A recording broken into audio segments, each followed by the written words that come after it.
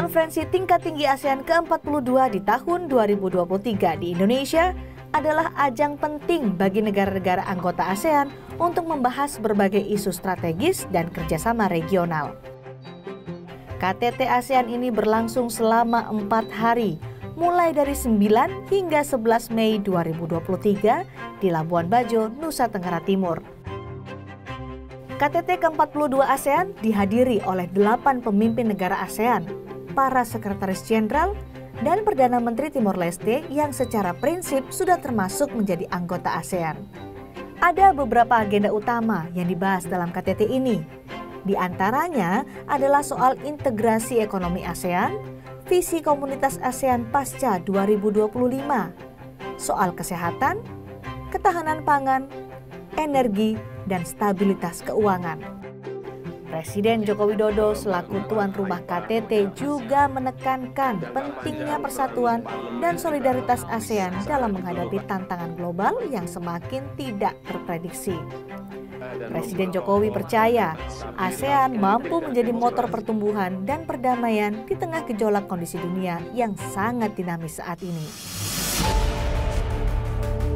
Dalam tema utama KTT ASEAN ke-42, yakni Epicentrum of Growth, Presiden Joko Widodo juga percaya tema ini mampu diwujudkan karena adanya kekuatan aset dari negara ASEAN yang kuat, didukung dengan pertumbuhan ekonomi yang tumbuh jauh di atas rata dunia, bonus demografi, serta kestabilan kawasan ASEAN yang lebih terjaga. Dalam rangkaian kegiatan KTT ASEAN ke-42 ini, Puan Maharani selaku Ketua DPR RI juga turut berkontribusi dalam meramaikan salah satu agenda terbesar di kawasan ASEAN. Puan Maharani dengan kapasitasnya sebagai pimpinan Parlemen Indonesia bersama dengan ASEAN Interparliamentary Assembly atau AIPA membahas mengenai isu perlindungan pekerja migran Indonesia.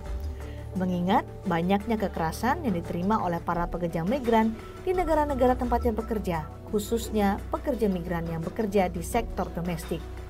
Puan Maharani berharap dengan adanya dialog terbuka bersama Forum Parlemen ASEAN ini, kepastian keselamatan serta kesejahteraan para pekerja migran dapat terwujud di negara ASEAN dan polemik mengenai perlindungan pekerja migran Indonesia mampu diselesaikan dengan baik.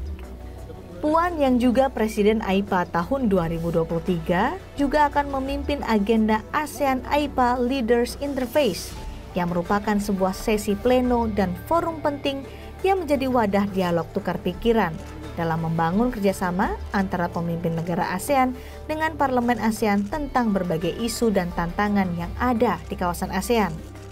Dalam agenda ASEAN AIPA Leaders Interface ini akan dirampungkan sebuah draft pesan yang disebut dengan AIPA Message. AIPA Message berisikan poin-poin penting agar terwujud peningkatan kesejahteraan masyarakat Asia Tenggara.